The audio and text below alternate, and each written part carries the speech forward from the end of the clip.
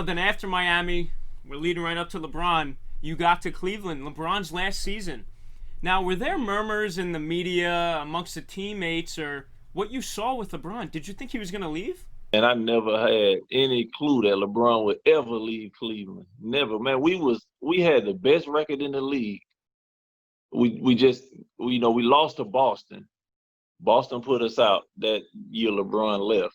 But man, we were actually kicking some people's butt, man. We were winning some games, man. And I just thought like, okay, we just need maybe one piece, one or two pieces or something, you know what I'm saying? And we're gonna be right there. That's all we needed. I never had any inkling that LeBron was going to – I didn't think he would ever leave Cleveland, to tell you the truth. But when he left Cleveland, everybody was, in their feelings and mad at LeBron. And yeah, actually, I felt some type of way when he left. I'm like, dang, man, we were just – we were this close, man. Why he leave? But, but then, it opened up an opportunity for me to, to step in and play more.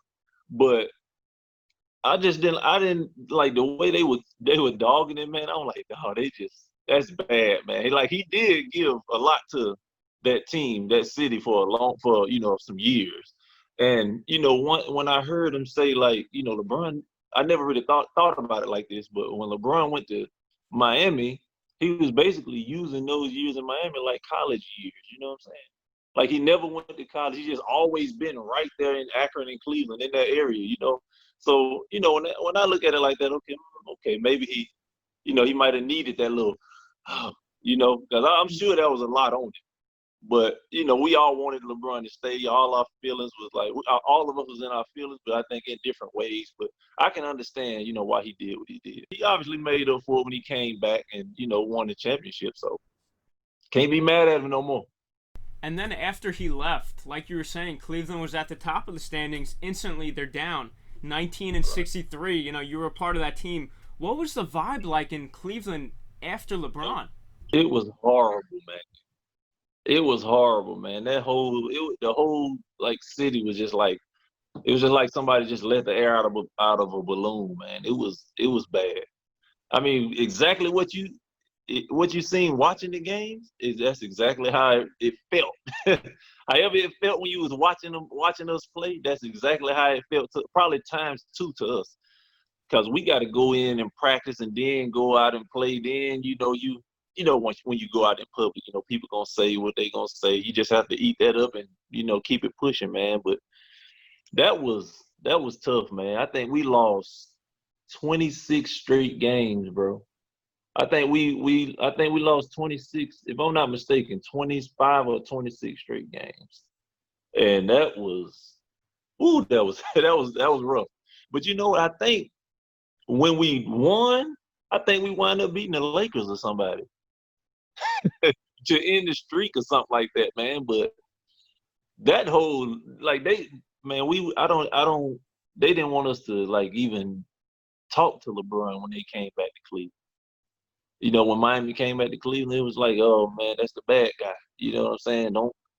But I'm like, man, that's my guy. You know what I'm saying? I ain't the type of person to be hating nobody. I ain't speaking to him because of this. So I'm not doing that. So, when they came, I half court, I dap him up, boom. Ain't no love lost, man. I understand. So, but everybody else, it was pretty bad. It was pretty bad. I remember it all. And then, his move to Miami, those are your former teammates. Wade, Bosh, LeBron, all in different stints with different teams. What were your thoughts on that big three when it formed? I didn't think them dudes was ever gonna lose. To tell you the truth, I thought they would win the first year when they all got together, but I figured it would be tough. But I thought them jokers was gonna I thought they was gonna win a few of them in a row, man. They had a nice I think the bench is what kind of like hurt them. So they had those three guys, but then you needed some firepower coming off the bench, and they wouldn't really the bench wasn't really that strong. But still though, with them three dudes, man, I thought they was gonna run through a few championships, man.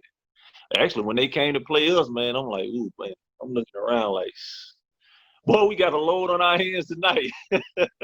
We got a load on our hands tonight. But when they throw that basketball up, it's whatever. Let's play. And obviously they got us, but we fought. We fought. And Jamario, you were known for your leaping ability, but you're also a very underrated defender. Who gave you the most problems in the NBA? I would say LeBron probably gave me the most problems, man, because when he get the basketball, he's straight.